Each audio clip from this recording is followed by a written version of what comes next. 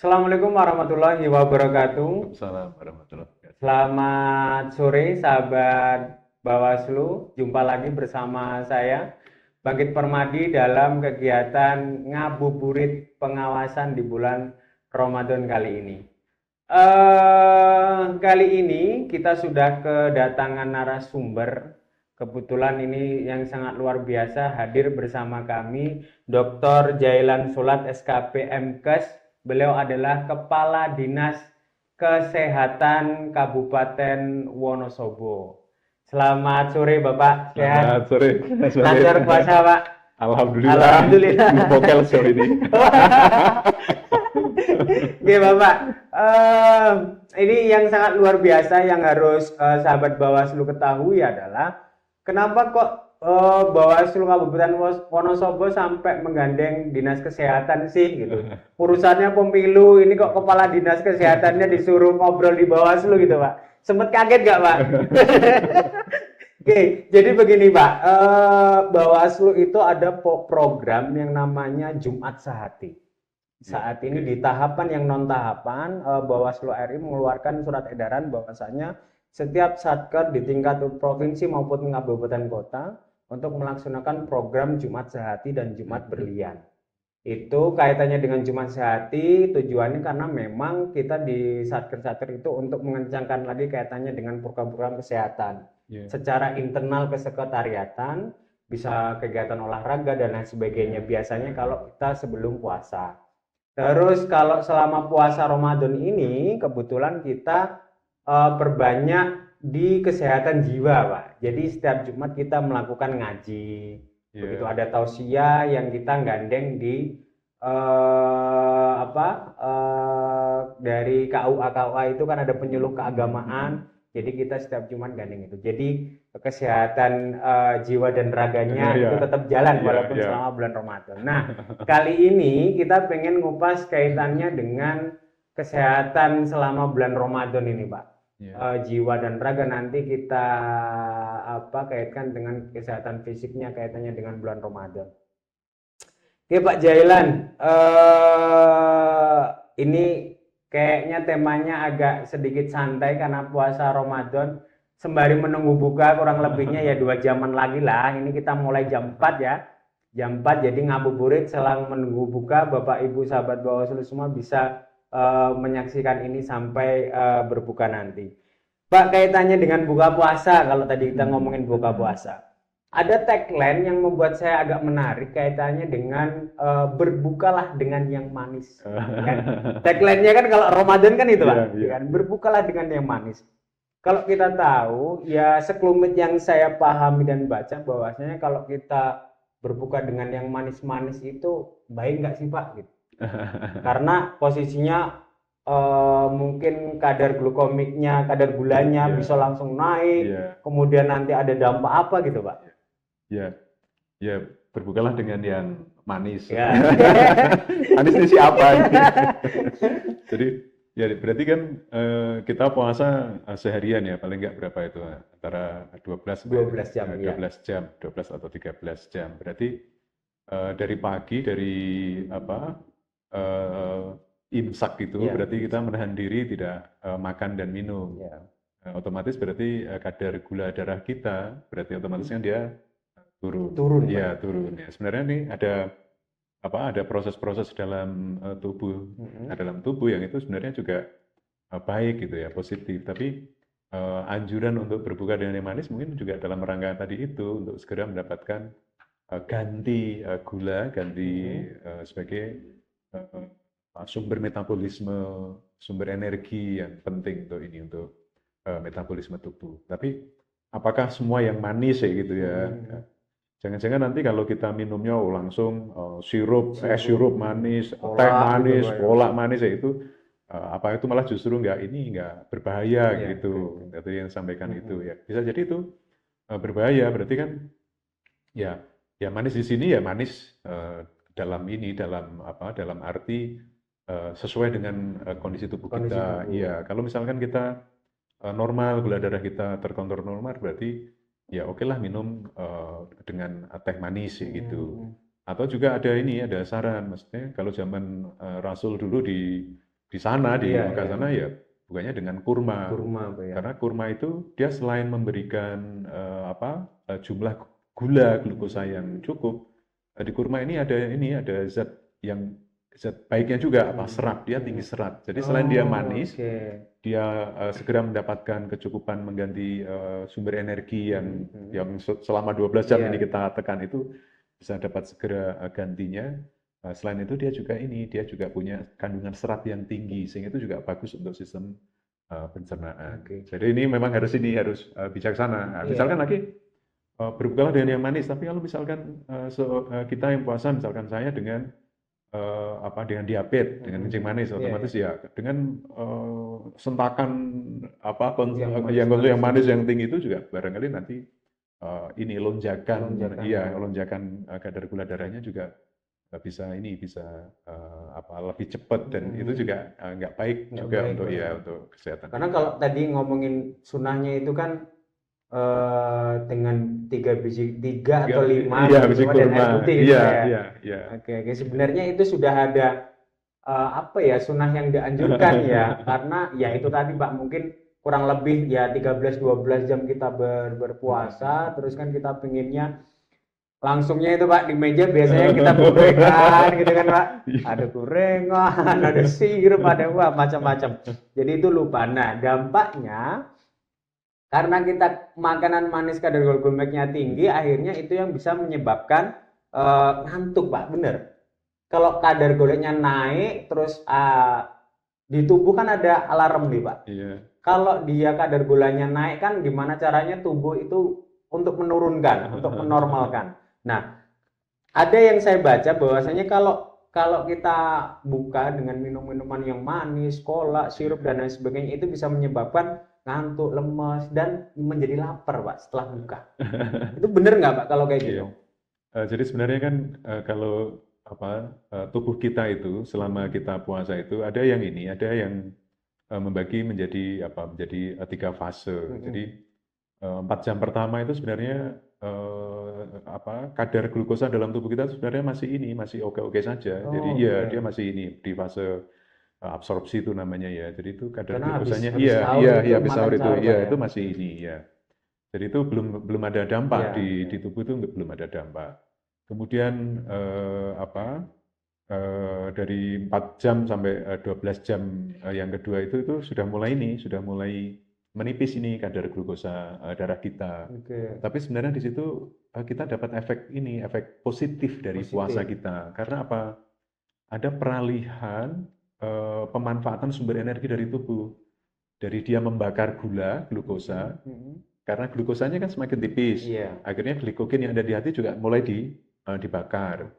Nanti dia juga kan mulai menipis. Nah, nanti dia akan mulai masuk ke fase yang ketiga, yang metaboliknya itu setelah 12 jam itu sebenarnya itu tubuh mulai membakar lemak. Iya. Ini kan jadi efek baik yang terjadi ketika seseorang itu berpuasa itu. Nah, kalau tadi misalkan kembali yang pertama, begitu 12 jam itu sebenarnya mulai efek baiknya tadi yang mau kita dapatkan itu kita langsung gerujuk dengan glukosa yang tinggi, gula yang tinggi, kemungkinan malah kita secara kesehatannya, secara fisiknya itu kita kehilangan kesempatan untuk dapat efek baik. Ya. Kayak daur ulang selnya. Iya. Ada bahasa autopagi, daur ulang sel itu ketika dia di puasa, situ. Pak. Iya. Autofagi itu restrukturisasi atau perbaikan mekanisme tubuh untuk mengganti sel-sel yang rusak. Ya. Itu kalau puasa bisa itu Pak ya berarti ya? Iya, justru ketika glukosanya sudah habis di dalam tubuh dan menurun, kemudian tubuh beralih menggunakan glikogen yang ada di hati, kemudian apalagi nanti glikogennya menurun, habis, kemudian tubuh sudah mulai membakar lemak. Nah, di situ. Nah, dari pembakaran lemak itu nanti akan ada satu zat yang dikeluarkan namanya keton. Keton itu sisa pembakaran lemak itu yang nanti memicu untuk terjadinya yang tadi jenengan sebut sebagai autopagi tadi itu. Iya, jadi ada pembersihan sel-sel yang rusak, protein-protein bekas yang sudah nggak terpakai seperti itu sehingga nanti terjadi proses regenerasi dari sel itu. Ini salah satu manfaat, ya, salah satu manfaat. Tapi gimana kalau dengan yang orang punya GERD, Pak? GERD itu berarti ini ya, yang asam lambung ya. Ini jadi puasa ini memang ya dia perintah Tuhan, berlaku untuk umum yang beriman ya, orang yang beriman yang punya iman itu. Tapi secara kesehatan tidak semuanya tanda kutip aman gitu ya, tidak semuanya aman. Tidak amannya untuk apa? Ya untuk beberapa kondisi, Misalnya tadi itu, dia dengan GERD gitu ya. Bisa jadi dengan stimulasi puasa bisa jadi itu meningkatkan asam lambungnya. Tapi bisa jadi pada kondisi tertentu itu justru justru bisa jadi ini kan berbeda untuk masing-masing orang. Bisa jadi dengan puasa ini, dengan mengosongkan lambung itu juga nanti bisa jadi ada modulasi dari asam lambungnya, ada penyesuaian dari asam lambungnya itu sehingga jangka panjangnya justru puasa dipakai terapi untuk menyembuhkan itu. Iya, kalau Mas Bangit mungkin dengar kan ada istilahnya intermittent fasting gitu ya.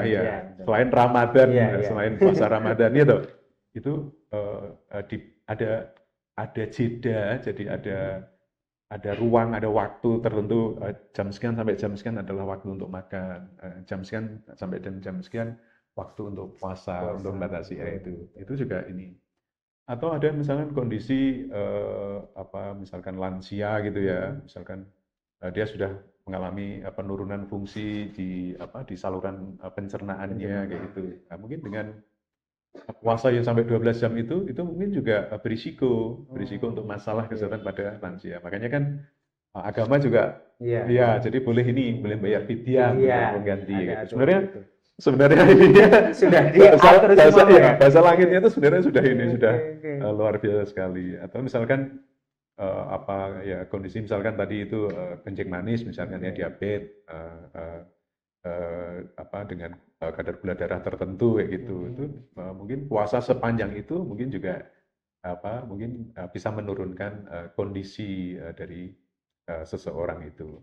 Tapi pernah saya baca, Pak, kalau kaitannya dengan diabetes itu justru mungkin yang sudah kronis atau gimana ya, ada bahwasanya kalau dia penyakit diabetes berpuasa itu kayak meningkatkan kadar apa sehingga nggak boleh harusnya gitu, Pak. Itu apa, Pak? Iya. Jadi sebenarnya justru ketika kita berpuasa itu justru berarti kan asupan glukosanya kan kita kurangi ya. Iya, berarti otomatis kan kerja dari insulinnya otomatis dia kan bebannya akan menurun. Organ pankreas yang memproduksi insulin juga otomatis dia pekerjaannya juga akan menurun, nggak akan keforsir.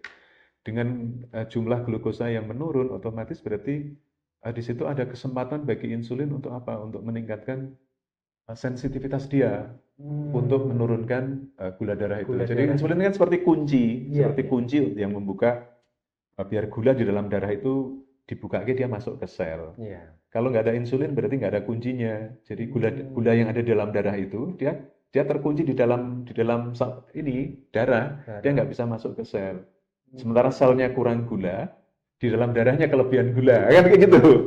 Ya, dengan puasa itu dari jurnal yang kita baca itu justru puasa itu salah satu instrumen yang punya peran positif untuk meningkatkan sensitivitas dari insulin sendiri. Iya. Termasuk kaitannya dengan puasa itu menurunkan resiko penyakit kardiovaskular, Pak, penyakit jantung. Iya. Betul, jadi Pak. memang ada itu ya, memang ada satu kata itu, puasalah agar kamu sehat itu ya. Ternyata juga secara ilmiahnya, maksudnya ilmiah itu berarti diteliti orang. Ya, kalau saya baca coba review itu ya. coba review di jurnal itu Ramadan intermittent fasting gitu ya. Itu banyak dikaji orang. Coba aja diketik di Google atau di ChatGPT gitu. Banyak diteliti orang. Sisi positifnya yang dia lihat ya itu hubungannya dengan metabolisme tubuh seperti apa itu diteliti orang. Termasuk juga tadi itu kaitannya nggak hanya yang ke glukosa tapi termasuk juga yang ke sistem kardiovaskuler. Dikatakan puasa itu juga ini menurunkan trigliserid, menurunkan kolesterol yang jahat. Kemudian sisi yang lain dia meningkatkan kolesterol yang baik gitu. Itu otomatis kan baik untuk untuk kardiovaskuler kita.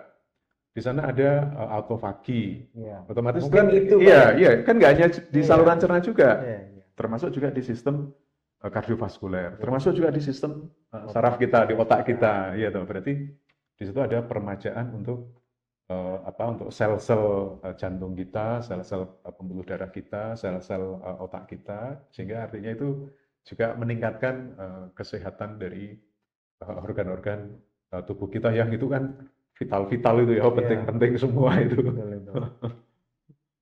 Pak, kalau puasa kira-kira paling aman buat olahraga itu kapan, Pak? Iya.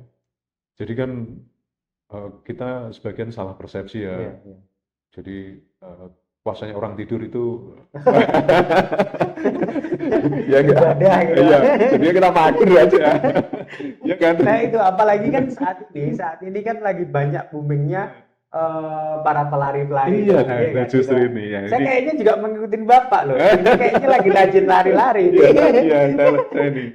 Jadi puasa itu justru tidak mengurangi, tidak harus mengurangi aktivitas kita. Ya, sisi baik puasa itu justru akan ditingkatkan dengan aktivitas fisik yang cukup. Harusnya begitu, Pak. Iya, karena tadi itu pembakaran glikogen, pembakaran lemak tubuh, itu kan hanya ada dua yang bisa menstimulasi. Satu puasa, dua aktivitas fisik, olahraga, ya kan? Berarti kan puasa dan aktivitas fisik itu sebenarnya kan saling melengkapi, mendukung justru. Ya berarti sebenarnya nggak ada aturan yang nggak boleh itu kalau yang ekstrim gitu. Ya kalau saya pribadi sih biasanya kalau nggak Ramadan saya renang. Tapi kalau puasa kan kalau renang nanti saya ngentut di dalam air. Maka saya pagi-pagi habis sebelum berangkat kerja itu saya lari, jalan itu juga gitu. Nggak berlebihan ya. Pertama berapalah 1,5 kilo 3 putaran gitu. Nanti 2 hari adaptasi tak tambahin lagi 2 kilo. Jadi bertahap, Pak. Bertahap ya. Karena masih penyesuaian.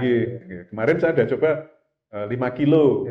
Ternyata 5 kilo juga aman ya. Dan pertama kali misalkan saya kalau sahur kan saya banyak minum air putih. Otomatis saya kan banyak buang air kecil. Tapi dengan saya olahraga ternyata keluarnya dari keringat. Iya, dari keringat ya. Saya nggak beser lagi ternyata itu. Dan dari pagi sampai buka puasa, alhamdulillah saya tetap seger, tetap fit. Iya. Karena kan biasanya kebanyakan justru yang muda-muda, Pak. Kayak kita ini habis sahur gitu kan, subuhan itu masih ada waktu nih, tidur dulu lah gitu kan. Padahal kita habis sahur, habis makan sahur gitu kan. Justru malah Ramadan ada yang memang itu difungsikan selain babakan keanjuran untuk agama, dia juga berpikir ini untuk ajang diet, Pak. Tapi dampaknya justru malah kadang-kadang mereka nggak dapat dietnya, bobotnya malah naik. Karena itu tadi, dia habis sahur tidur. Itu dia. Berarti kalau dia habis sahur, otomatis glukosanya kan banyak. Dia tidur, aktivitas fisiknya berarti rendah. Ya berarti yang mestinya dia 4 jam pertama glukosanya habis, ya dia delay. Buka puasanya, udah pola dan lain sebagainya, ya dia nggak dapat manfaat fisik. Pak, kalau tips untuk kita selama puasa biar nggak kekurangan cairan, Pak. Maksudnya aturan mungkin sahurnya kita harus minum berapa gelas. Iya. Jadi kalau secara umum kan sehari semalam paling nggak kita butuh 8 gelas sehari, 8 gelas air putih ya. Iya, berarti kalau kita puasa berarti kesempatan kita dari maghrib sampai sahur itu berarti kebutuhan air putihnya kan harus terpenuhi. Nah, kalau Wonosobo itu karena dingin, orang cenderungnya malas minum air putih kan gitu ya, mual jadi kopi, teh. Ini keliru ini sebenarnya ya. Jadi mestinya kita buka puasa ya minum air putih paling enggak yang anget gitu ya. Nanti sebelum habis makan berarti minum air putih lagi. Sebelum berangkat tarawih berarti minum air putih lagi. Pulang tarawih nanti minum 1 gelas lagi. Itu kita paling enggak sudah dapat 4 gelas air. Ya, nanti bangun tidur juga sama. Bangun tidur juga sebelum yang manis-manis itu sebenarnya air putih dulu anget itu. Nanti habis makan sahur juga sama, nanti minum air putih. Masih ditambah kan mesti ada buah ya. Ada buah itu juga kandungan airnya juga tinggi. Nah, yang penting sebenarnya ini kopi sebenarnya. Kopi itu kan dia punya efek ini diuresis dia. Kopi itu punya efek diuresis. Diuresis itu dia memicu ini, dia menyedot air dari ginjal keluar. Jadi dia bikin kita beser itu sebenarnya. Iya. Jadi kalau misalkan kita sahur itu sebenarnya hindari minum kopi. Ya, minum kopi karena kopi. Jadi itu yang bikin kita kurang cairan justru. Iya. Gitu. Jadi air putih aja sebenarnya, air putih atau buah, sayur itu yang kita justru kalau misalkan kita minum air putih terus ngopi gitu, kita jadi sering beser itu Pak biasanya. Iya. Atau kalau misalkan ini kan sebenarnya kan air putih yang kita minum kan karena kita puasa 12 jam. Iya. Harusnya kan kita wet ini. Iya, betul. Sehingga kita tetap cairannya tetap seimbang gitu. Tetap seimbang. Tapi karena ada diuresisnya airnya ditarik keluar, dibuang lewat urin, berarti ya nanti kita ini kering gitu, jadi lemes, jadi karena kekurangan cairan. Ya, sementara mau minum kan nggak boleh. Betul. Ini pengetahuan baru ini sahabat Bawaslu. Jadi ya selama puasa agak kurang-kurangin. Kalau mau ngopi berarti ya habis buka gitu Pak. Iya. Kalau udah habis terawih lah biasanya. Kalau orang-orang yang biasa ngopi gitu kan siangnya kalau nggak Ramadan, kalau nggak ngopi itu kurang gimana gitu kan, ada nggak orang-orang yang gitu. Kadang dia habis sahur itu sempetin ngopi gitu kan. Justru itu bisa buat itu ya. Kalau misalkan harus minum kopi ya dikurangi ininya. Nggak apa-apa minum tapi dikurangi. Iya. Saya juga sama Mas, jadi saya juga tukang kopi, saya tukang minum kopi. Dari lahir memang saya minum kopi. Tapi sekarang saya kopinya separuh aja, pakai cangkir yang kecil. Jadi tetap ngopi yang semula 1 gelas penuh, sekarang jadi setengah. Iya. Jadi ini teknik aja. Ini tips baru ini sahabat Bawaslu, bisa dipraktekkan di rumah. Oke Pak, selain tadi kita ngobrolin kaitannya dengan kesehatan fisik, metabolisme dan pola hidup, kita ingin melihat dari perspektif kesehatan mental ya Pak. Dari sisi Ramadan, puasa, dari kesehatan mental, kaitannya apa sih Pak yang bisa kita pelajari lah kaitannya dengan kesehatan mental di puasa? Kalau secara umumnya kan puasa ini kan memang mengendalikan diri. Kita jadi irit bicara, irit melakukan hal-hal yang tanda kutip bisa membatalkan puasa gitu. Kita juga didorong untuk lebih senang berbagi, menolong orang, mengerjakan hal yang baik. Ya, itu tuh secara otomatis kan membuat kita itu happy, membuat kita itu bahagia, membuat kita tenang gitu. Senyawa di otak Pak, hormon bahagia, endorfin. Nah itu, ternyata itu juga itu, tubuh kita sudah otomatis kayak gitu ya. Ternyata juga. Karena memang di otak kita ada itu. Iya. Jadi hormon-hormon yang mengatur mood kita ternyata juga terstimulasi Misalkan apa tadi itu apa endorfin ya toh, Iya. apa serotonin atau Iya, dopamin, serotonin, kayak gitu, dopamin. itu juga ini apa membuat moodnya jadi apa jadi damai, jadi Iya, baik, tenang, jadi tenang, baik iya. gitu ya. Jadi eh, kalau misalkan dinakalin orang aja kan perintahnya kan Sabar. maaf aku lagi puasa. Artinya itu kan sudah ini ya, sudah iya toh. Iya, iya, Ya, iya, iya. kortisolnya sendiri juga sama, ya toh dia dimodulasi, dia juga di apa, dia juga di stimulasi, akhirnya juga stres kita juga akhirnya Berkurang, ya Pak jadi ya. berkurang gitu. Jadi ini memang memang puasa yang diwajibkan untuk kita supaya bertakwa tadi itu ya, Oke. supaya bertakwa itu ternyata juga punya dampak-dampak, punya sisi-sisi Sisi-sisi baik baik. ya, untuk ini, untuk tubuh Dari kita. selain masalah keagamaan, Pak ya, Iya, merupakan wajibnya memang dari sisi kesehatan untuk iya, tubuh kita sendiri itu memang sangat penting, Pak iya, ya. iya, Penelitiannya itu terbukti iya, memang. iya. Jadi udah ini, jadi sudah nggak ini, sudah nggak apa nggak nggak duga-duga lagi, Iya, sudah iya. nggak common sense lagi, tapi ini memang sudah diteliti orang, sudah dibuktikan orang, dan yang meneliti juga nggak hanya orang yang beriman Iya, saja, betul, betul, tapi ini Pak. Iya. sudah jadi ilmu, ini ilmu yang Ilmu. universal gitu. Iya, iya. Mbak, eh, selain tadi kita sudah bahas kaitannya dengan apa puasa Ramadan di babagan kesehatan, kita pengen tahu dong, Mbak. Ini mumpung kita kehadiran pemangku kebijakan ini, Pak. Kita pengen tahu nih kaitannya dengan program-program dari Dinas Kesehatan untuk masyarakat di Wonosobo, karena kita pemirsanya ya sedikit banyak memang banyak di Wonosobo, tapi di luaran juga banyak. Mungkin nanti bisa disampaikan kaitannya Iya, dengan program yang saat ini sedang bergulir gitu, yang iya, saat ini sedang hangat di Dinas iya. Kesehatan. Ini ada beberapa yang apa untuk Ramadan, terutama ini di Iya, awal tahun ini. di Untuk awal yang tahun. terkait dengan Ramadan, ini kita melaksanakan ini pengawasan keamanan pangan. Oke, Iya, ini kita ada namanya operasi pasar. operasi Ya, pasar. kita turun ke pasar-pasar di 15 kecamatan. Kita juga turun di apa di retail, di toko-toko, kelontong modern, Hmm. itu kita lihat uji petik ya terkait dengan makanan yang beredar di Beredar. pasaran. Jadi di situ kita ingin memastikan makanan minuman yang beredar di pasaran selama Ramadan dan nanti Lebaran ini semuanya aman untuk dikonsumsi masyarakat. Aman di sini berarti juga sehat, berarti Iya. memberikan dampak positif untuk peningkatan gizi masyarakat. Kemudian seminimal mungkin ini menurun risikonya untuk kesehatan masyarakat. Ini hari ini teman-teman sedang ini terakhir ini kalau tidak salah ini operasi pasar di wilayah Kecamatan Garung di Pasar Oke, Garung ya. Garung.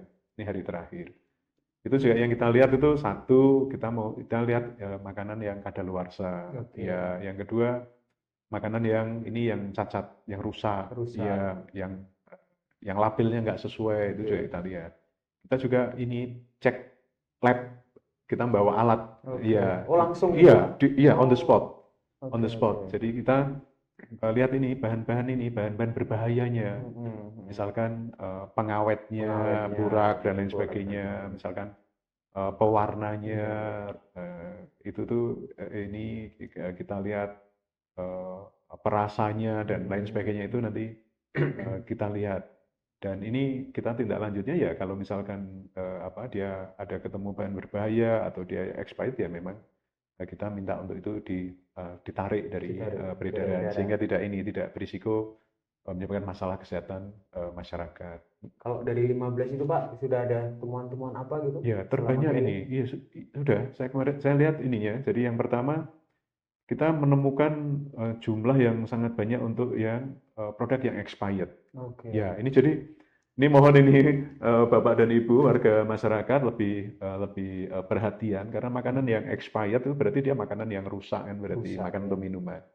Dan ya ini pasar-pasar kan sedang Iya. rame-ramenya. Nah, Rame-ramenya Ramadan. kita ini karena apa ya ke susu gitu ya, rebutan gitu ya, obor untuk Ramadan, untuk Lebaran itu kita nggak sampai cek ini tanggal kadaluarsanya. Ya, kami mohon cek tanggal kadaluarsanya. Ya, apa sirup, apapun itu, kue-kue kayak gitu. Jangan sampai nanti kue yang kita sajikan, sirup yang kita sajikan itu karena kadaluarsa, justru nanti dia bisa menimbulkan risiko jangka pendek, keracunan pangan, betul-betul malah keracunan.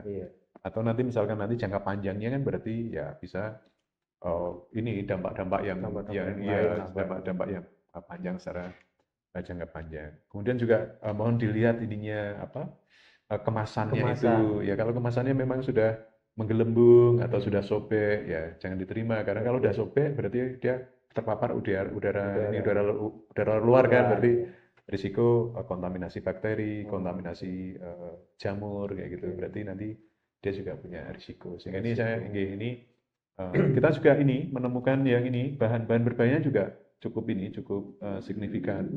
Ya, jadi yang pengawet, yang rasa maupun pewarna ini juga gitu. Jadi mohon kalau misalkan membeli produk makanan atau minuman, satu paling enggak cek di kadaluarsa ya expired date-nya ya. Kemudian yang kedua cek di kandungan nutrisinya itu ya berarti kandungan nutrisi itu ya terkait dengan penggunaan gula, garam, lemak itu ya. Kalau gula, garam, lemaknya terlalu tinggi itu berarti nanti jangka panjangnya juga nggak baik merusak tubuh kita. Termasuk juga penggunaan bahan-bahan tambahannya itu ya semaksimal mungkin dia menggunakan bahan-bahan yang memang direkomendasikan untuk kesehatan itu Rama. Jadi itu sahabat Bawaslu, ini kondisi pasar saya yakin sedang sangat ramai gitu. Ini salah satu program yang digencarkan oleh Dinas Kesehatan adalah operasi pasar. Ini sebagai upaya biar masyarakat juga aman kaitannya dengan membeli makanan-makanan di pasar atau di toko-toko lah. Ya, tempat takjil. Ya, tempat takjil ya, itu kulineran gitu. Jadi pastikan Bapak Ibu sahabat Bawaslu semua untuk mengecek kadar expirednya, kemudian bingkisannya Pak ya, kemasan gitu biar supaya itu tidak terkontaminasi oleh bakteri lain begitu. Selain operasi pasar, Pak? Ya, ini kita di awal tahun kita menggencarkan untuk cek kesehatan gratis. Ya, cek kesehatan gratis. Ini terima kasih Bapak Ibu, sahabat Bawaslu yang kemarin tahun 2025 sudah memanfaatkan layanan cek kesehatan gratis. Ini cakupan kita lumayan, menembus hampir 40% dari 948.000 warga Wonosobo. Dan ini di 2026 kita sudah mulai kasih dan kita membuka layanan baru, tidak hanya menunggu Bapak Ibu datang di puskesmas, tapi Bapak Ibu komunitas, kelompok, organisasi, instansi, kita ada layanan atas permintaan. Ya, jadi misalkan Bawaslu, misalkan keluarga Bawaslu ngersakaken untuk layanan cek kesehatan gratis nanti bisa kita layani. Petugas kami yang akan datang ke Bawaslu. Ya, on the spot. Jadi nanti itu harus ada minimal jumlah nggak, Pak? Betul. Ya, nanti kan kita lihat jumlahnya. Jadi nanti logistik dan sumber daya yang kita kirim nanti menyesuaikan itu. Nanti yang penting ada permintaan, kemudian nanti kita jadwalkan, insya Allah nanti kita layani. Ini cek kesehatan gratis ini sangat penting. Kalau selama ini kan kita kan datang ke rumah saya itu sudah dengan gejala berat itu ya, sudah payah kayak gitu ya. Kalau sudah sakit kayak gitu kan, inilah udah mau cek juga kadang udah takut Pak. Mau cek karena mau cek takut akhirnya sampai muncul gejala. Kalau udah sakit pemulihannya lama, jadi habis waktu, habis biaya, itu harus mondok di rumah saya dan sebagainya. Nah, ini kalau misalkan kita mau cek kesehatan secara teratur, otomatis kan kita bisa deteksi dini. Ada upaya preventif. Jadi kalau misalkan gula darahnya ini normal, berarti ini pola makannya kita atur ini, berarti kita jaga. Kalau misalkan sedikit udah mulai ambang batas, berarti kita mulai turunkan asupan gulanya kayak gitu. Ini sudah agak tinggi, berarti kita sudah harus turun. Ini kok udah tinggi, berarti perlu datang ke puskesmas, datang ke rumah sakit, berarti nanti sudah harus minum obat. Sehingga kita nggak rasanya kan sakit itu mendadak, padahal kan nggak mendadak ya, Pasti ada ini, gejala awal iya, ya. ada proses yang sangat panjang untuk sampai muncul gejala itulah ini. Saya kira program cek kesehatan gratis ini menjadi jadi salah satu instrumen kita untuk menjaga agar kita dan keluarga kita, teman-teman kita tetap sehat. Tetap sehat. Ini dilakukan di puskesmas berarti Pak? Iya, jadi untuk tahun ini 2026 tidak hanya di puskesmas. Puskesmas iya, beserta seluruh jaringannya, berarti puskesmas, dia punya puskesmas pembantu, dia punya poliklinik kesehatan desa, sampai ke posyandu. Posyandu. Iya, di tingkat di masing-masing RW itu ada posyandu itu nanti layanannya di posyandu juga, kalau dulu kan hanya untuk bayi, balita, ibu hamil, sekarang semua, lansia, iya, termasuk semua siklus hidup. Oh iya Pak. Ya, remaja juga boleh datang ke sana, usia sekolah juga gitu, usia produktif juga nanti akan dilayani. Dan pemeriksaannya sesuai dengan menu. Yang kedua, kita juga ini bekerjasama dengan klinik-klinik yang sudah bekerjasama dengan BPJS, mitra BPJS. Ini tahun kemarin belum ada, ini kita baru, ini kita ada 9 klinik Pratama Mitra BPJS ini mulai Maret ini mereka sudah ini kemarin sudah 2 kali kita pertemuan untuk kesiapannya. Ini mereka juga bisa melayani cek kesehatan gratis. Terus yang ketiga, ini juga kita rumah sakit. Iya, rumah sakit juga sama, itu kan ada pengunjung, ada itu. Jadi termasuk juga karyawannya. Oh, gitu. Kan sering terlewatkan ya. Iya, Pak. Dokter, perawat, ada ngurusin pasien, orang yang malah nggak Kita punya 5 rumah sakit, ini juga kita libatkan. Jadi rumah sakit nanti dia plus justru ada layanan spesialisnya, spelling, layanan spesialisnya, kemudian ditambahin dengan cek kesehatan gratis sesuai dengan usia. Jadi kita ini semakin kita perluas. Ditambah tadi ya cek kesehatan gratis atas permintaan.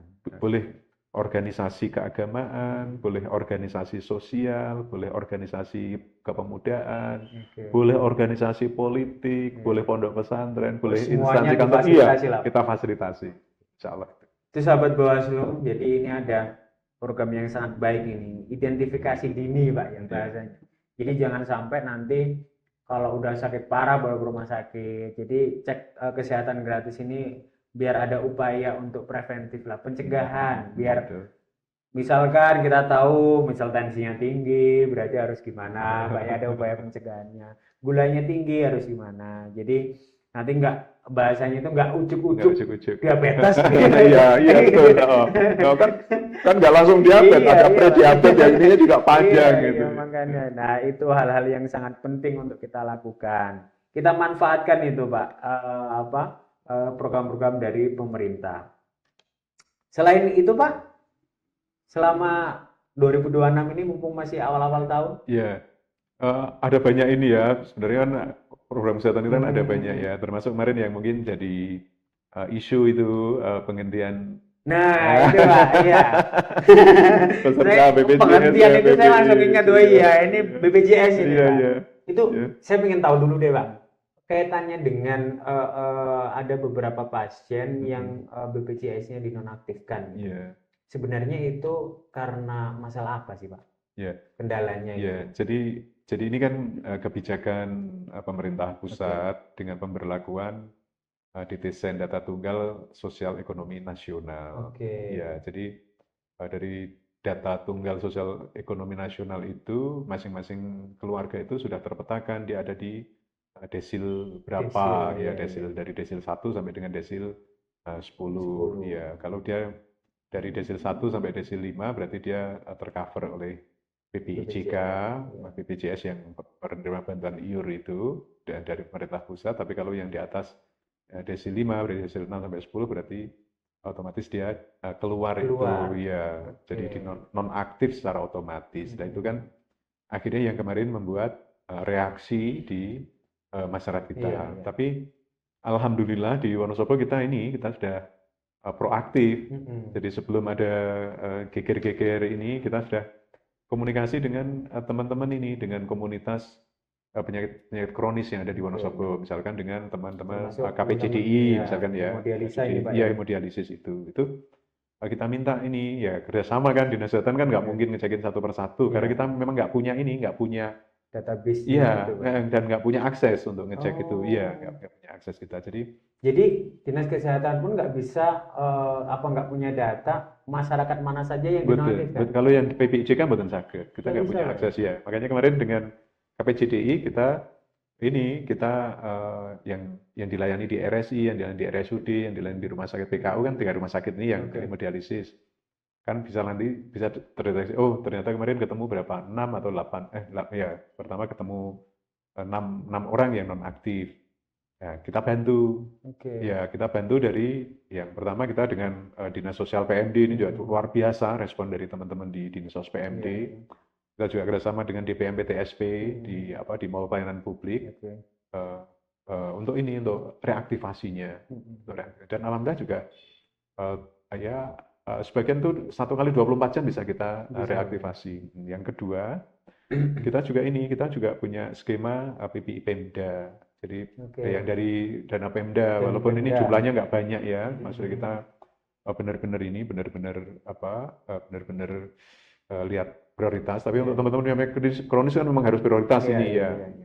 Nah, cuman kan ada jeda waktu karena yang PPI Pemda itu begitu dia didaftarkan itu bisa digunakan tuh setelah 1 bulan. Kan panjang itu jedanya. Makanya kita lapor Pak Bupati, matur Pak Bupati, Bapak ini ada ruang, ada 1 bulan itu. Jadi kalau misalkan 1 bulan itu kalau teman-teman hemodialisisnya seminggu 2 kali, berarti ada 8 kali hemodialisis. Nanti rumah sakit seperti apa? Kan kasihan rumah sakit juga. Ya Pak Bupati arahannya jangan sampai memberatkan rumah sakit. Ada skema kita punya Basnas, kita punya Kaumi, kita punya badan-badan zakat yang ini misalkan Lazisnu gitu. Ada juga lembaga-lembaga swasta yang memang punya kepedulian sosial misalkan Tamzis dan lain sebagainya kayak gitu. Udah kita manfaatkan itu sehingga nanti di satu sisi teman-teman yang membutuhkan layanan ini nggak kapiran kan dilayani itu. Sisi yang lain rumah sakit juga tidak dirugikan gitu. Jadi ini ketemulah kita ada di solusinya ini sehingga ini kita dinas sosial sudah mengeluarkan petunjuk di medsosnya udah itu ya dari gimana caranya untuk reaktivasi. Ya caranya reaktivasi itu kita bantu. Di kelurahan udah bisa itu Pak ya? Bisa, ya. Jadi kalau misalkan ada warga dengan penyakit kronis ya bisa mengajukan. Kita sudah di puskesmas rumah sakit kita sudah sampaikan edaran, nanti dikeluarkan surat keterangan dengan penyakit kronis dari puskesmas atau dari rumah sakit. Surat keterangan diagnosa. Diagnosis, ya betul. Jadi nanti itu menjadi salah satu syarat yang di entry di input ke Kementerian Sosial, ya Pusdepti.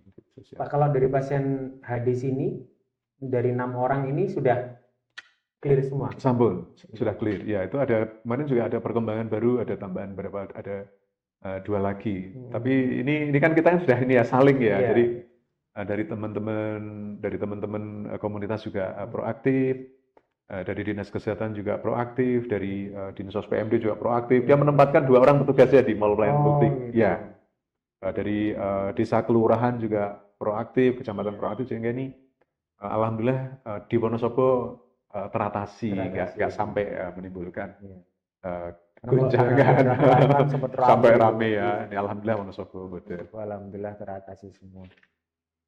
Oke, Pak, itu kaitannya dengan BPJS yang kemarin sempat rame. Alhamdulillah sudah Wonosobo saat ini sudah clear, bisa teratasi. Ini berkat kerja-kerja cepat ini dari Pak Kepala Dinas dengan Pak Kepala Dinas Dinsos Kesehatan, Dinsos sama Pak Bupati itu Pak ya. Ini kerja-kerja cepat yang patut diapresiasi kaitannya karena ini kalau pasien HD ini kan nyawa ini Pak ya, telat gitu kan maksudnya. Kalau sampai nggak HD gitu kan dan lain sebagainya, ada dampak resiko yang lebih penting lah begitu. Oke Pak, kaitannya dengan kita balik lagi ke topik kita awal Pak, ngomongin Ramadan lagi nih. Kalau ngomongin Ramadan, ini kan teman-teman di Bawaslu Wonosobo ini banyak muda-muda Pak. Ya rata-rata 35 ke bawah lah, 35 ke bawah. Semangatnya itu kan masih membara. Kadang secara emosional pun masih belum bisa apa Pak ya. Nah, bahasa kita tuh umur-umur 30-an itu urung-urung anteng banget lah. Jadi memang apa kira-kira modal ini mungkin Pak Zelan bisa memberikan tambahan wawasan dan trik-trik buat kita selaku pengawas pemilu sebagai modal kinerja pelayanan ini Pak dari sisi kesehatan kita. Ya. Jadi puasa ini tetap ini kita lihat sebagai satu sarana untuk melatih diri, untuk melatih diri kita. Melatih diri apa ya? Melatih diri semuanya, termasuk misalkan kita bagaimana untuk menjaga kesehatan fisik kita, misalkan bagaimana menjaga kesehatan mental kita. Misalnya secara fisik, puasa ini kan melatih diri kita, kita menahan diri dari makan minum itu tadi, berarti gimana selama Ramadan ini kita sudah latihan makan dengan gizi seimbang, ya toh, misalnya mengurangi asupan makan minum selama siang hari, itu berarti nanti harapannya nanti pasca Ramadan berarti itu juga bisa kita bisa kita lanjutkan. Mungkin intermittent fastingnya ya mungkin makannya berarti ya tetap sehari 3 kali atau sehari 2 kali ya itu, tapi dengan porsi menu yang seimbang gitu ya. Yang kedua di Ramadan ini kan kita juga diajari untuk apa istilahnya mengatur pola istirahat tidur kita ya toh. Berarti teman-teman yang di bawah 30-an kan lagi vital-vitalnya lagi bergas-bergasnya. Tapi dengan puasa kan kita diajari, maksudnya dengan dengan lapar, menahan diri, itu kan tadi itu kita kalau tidur dapat pahala gitu, itu kan berarti kan otomatis kan itu kan untuk latihan kita. Berarti nanti setelah Ramadan berarti kita juga memastikan tubuh kita mendapatkan jatah istirahat dan tidur yang cukup kayak gitu.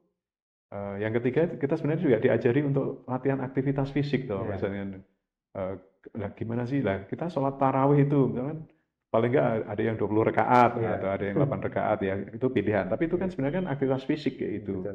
Atau misalkan selama Ramadan itu pagi hari sebelum berangkat kerja gitu kita jalan-jalan atau lari-lari ya, itu sebenarnya kan latihan fisik ya, latihan fisik untuk kita lah, barangkali nanti juga setelah Ramadan ini juga bisa kita bisa kita teruskan. Atau mungkin yang keempat misalkan siang hari kan kita nggak merokok nih, nggak boleh merokok ya. Apapun ya merokok tetap punya dampak negatif untuk kesehatan. Kalau enggak ya nggak ada cukai. Cukai itu kan punishment karena dia punya berisiko negatif ke kesehatan, sehingga berarti nanti setelah Ramadan aja mampu kok merokok itu ya, walaupun nanti maghrib langsung pokoknya itu paling penting kan frekuensinya, jumlahnya bisa kita kurangi. Syukur nanti bisa kita berhenti. Ini kan latihan-latihan kita sebenarnya, latihan-latihan. Nah, secara mentalnya juga sama sebenarnya.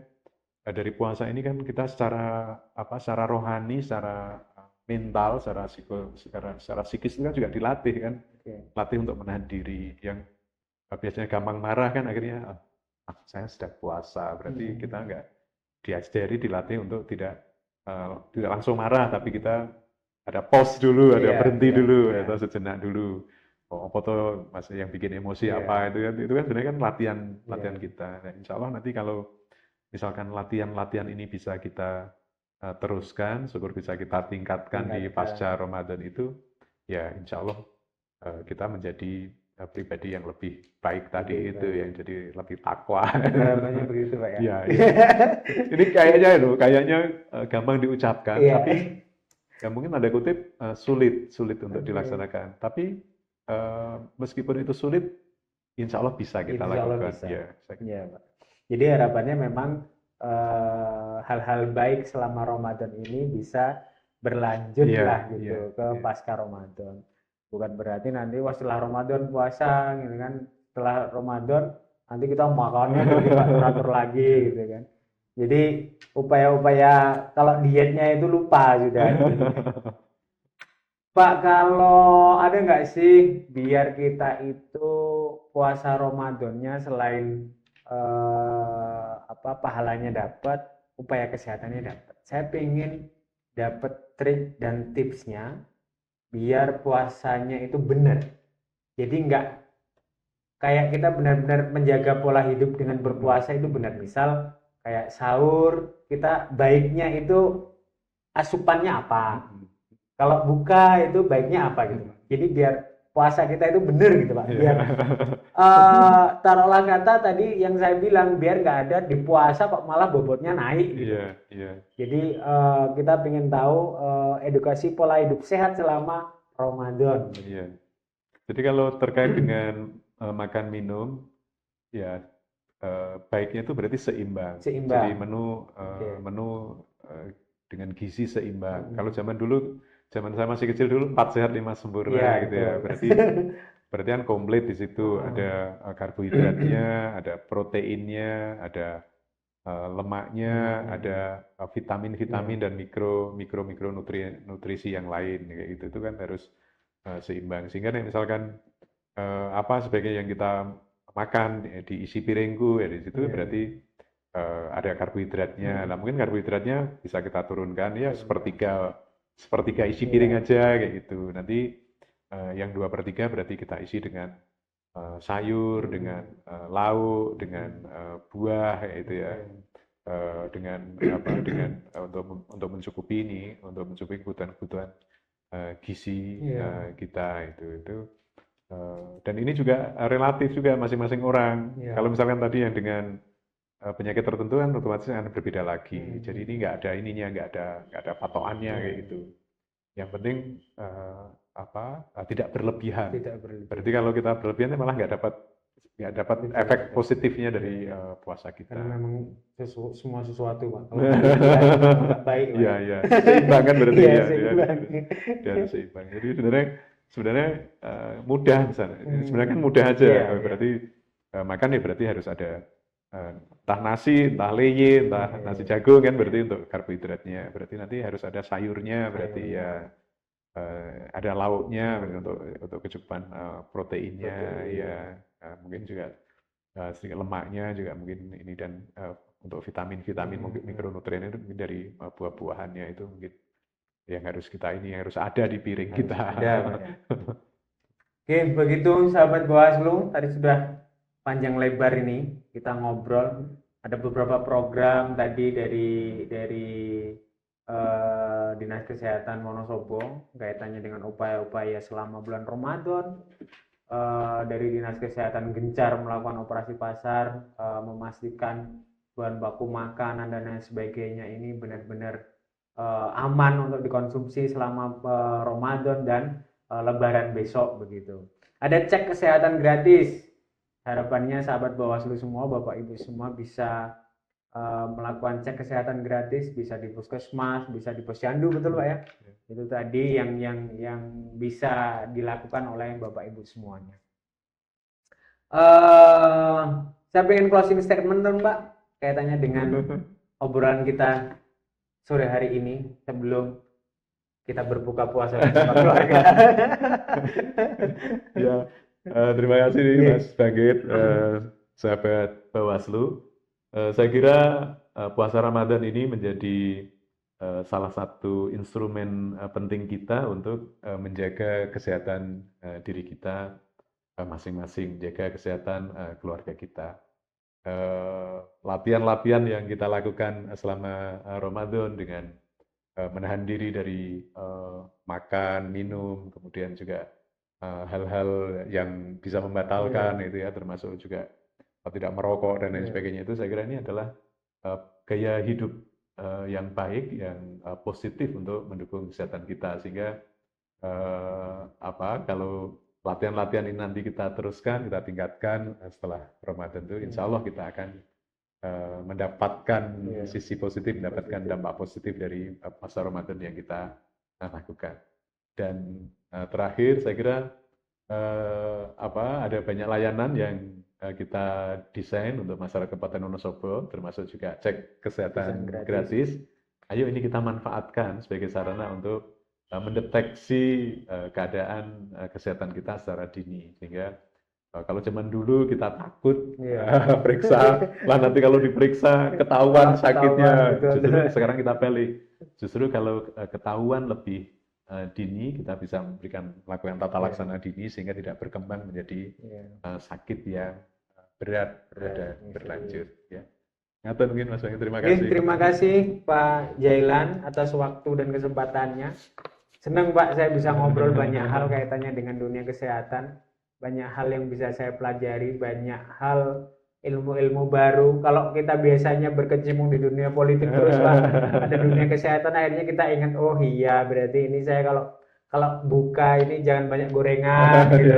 Kadang kita langsung makan es buah gitu kan Pak. Aduh, rasanya itu manis-manis semua. Akhirnya gara-gara podcast ini saya mempersiapkan, akhirnya oh iya minum air putih dulu berarti. Oke, begitu Pak Jailan, terima kasih atas waktunya. Saya ucapkan terima kasih sahabat Bawaslu atas waktu dan kesempatannya. Selamat mencari takjil di sore hari ini dan selamat menikmati berbuka puasa bersama keluarga. Terima kasih, jumpa lagi di Mimbar Demokrasi selanjutnya. Assalamualaikum warahmatullahi wabarakatuh.